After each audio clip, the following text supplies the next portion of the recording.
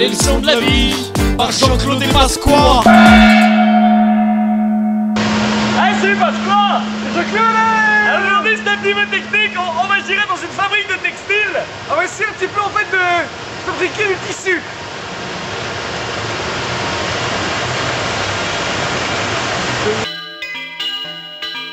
Pourquoi est-ce que je dirais Bah tout simplement, t'as une matière première qui est ta bobine de fil.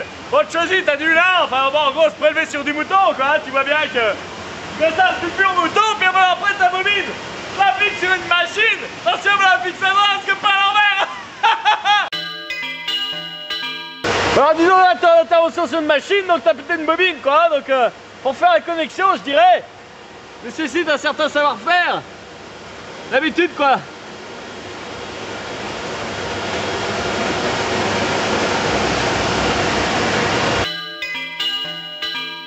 Passe quoi techniquement? Il y a tout simplement un média de communication, hein, donc on voit ici que avec le tisserand, hein, que la modernité s'incrustait même dans les ateliers. Hein. Alors, cher Jean-Claude, on voit ici qu'on fait différents types de tissus. Hein. On voit ici le premier, bon c'est simple, c'est efficace, hein, fleur de pâquerette très simplement, bon petit truc basique. Hein. Celui-ci un petit peu plus coloré bleu de méthylène, hein, si je peux dire, donc c'est un peu pour habiller les laborantins. Hein. Là bah, on a une petite commande spéciale je dirais pour la marine nationale hein.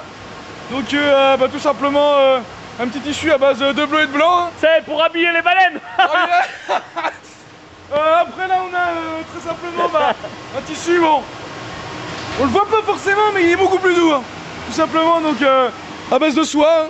À base de soie très simplement. Et puis ensuite bah, le blanc un petit peu plus cassé qui est en train de faire quand il est fait à base d'œuf. Mais parce que dis-moi, t'es en train de réparer une machine là? Est-ce que t'es sur une machine? Prépare, je dirais, le stylo, hein, si jamais t'as pas une pâture. Ensuite, il faut ajouter de la graisse à ce problème, c'est un plein les doigts. Ah, tu vois, là c'est gros que ça. Alors, c'est à partir de roulement à billes, hein, je dirais, comme toute machine standard.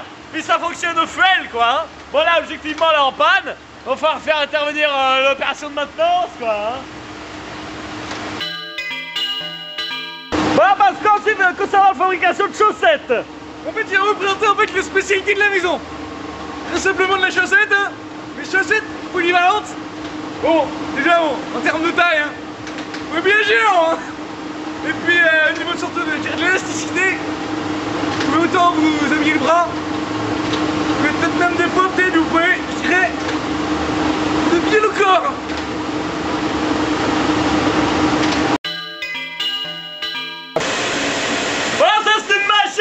Qui permet d'avoir la matière première, je dirais, au niveau laine. Hein. Donc tu as à la fois les bobines de fil, donc de laine, et les porges à laine, hein, donc tu peux utiliser à ton gré, quoi, t'as la longueur. Alors ensuite, tu prends le mouton. Alors c'est une machine, tu vas rentrer ton mouton directement vivant, et ça va extraire la laine sur le mouton. Alors tu rentres ta bête, là. Oui. Mais voilà, une fois que t'as ta bête qui est dans le mouton, t'as 1470 pinces qui vont venir extraire la laine, je dirais, sur le mouton vivant.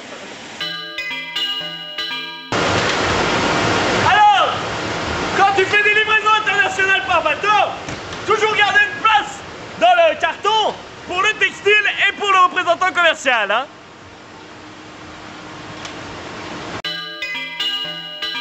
Alors passe quoi comme on dit l'expression tourne les chaussettes, tourne les chaussettes. Ouais mais vous parlez en fait de la chaussette tout à l'heure, bah là en fait c'est exactement d'où vient l'expression tourne les chaussettes, après simplement elle vient de cette machine. Oui donc là effectivement en fait parce qu'elle appelle un petit peu la machine musée hein. Donc c'est la première machine en fait tu sais qui fut inventée par un certain Bessonnier hein, des années 1830-1835 hein. L'époque un peu des fameux tisserands de Lyon hein. Et alors passe quoi ça fonctionne à partir d'un appareil à raclette quoi. Exactement, en fait c'est très simple. Appareil à raclette qui est posé juste là. Fromage fondu en fait tombant sur un agneau. L'agneau étant brûlé se met à courir en train d'une poulie qui fait tout simplement tourner un petit peu en fait le mécanisme en dessous hein. Donc en fait l'intérêt est en double hein. D'une part de produire l'énergie pour la dite machine. Et d'autre part l'agneau courant en fait se cramant tout seul et ben étant mangé à la fin de la journée pour faire je dirais, un petit repas d'entreprise en fait, un petit peu le séminaire tous les soirs quoi.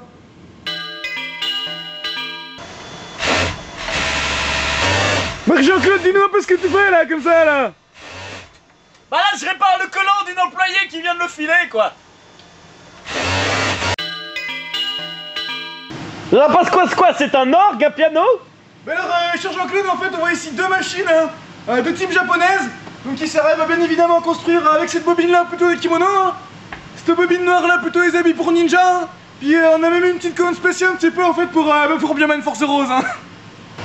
Bah parce qu'on est toujours sur une machine dans le processus du coton, quoi. Et puis Jean-Claude, une machine un petit peu spécifique qui va un petit peu en l'air droite et lancée comme un sars, qui est tout simplement créé pour tisser des strings, hein.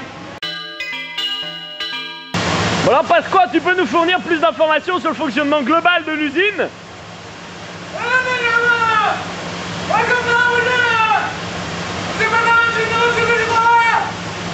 Merci. Pasqua, on a bien vu le fonctionnement global de l'usine. C'est même allé tester les machines de l'intérieur, hein. Je dirais c'est assez efficace, mais maintenant tu vas peut-être m'aider, hein. Et bah à bientôt, hein. Salut Pasqua. Les leçons de la vie par Jean-Claude et Pasqua.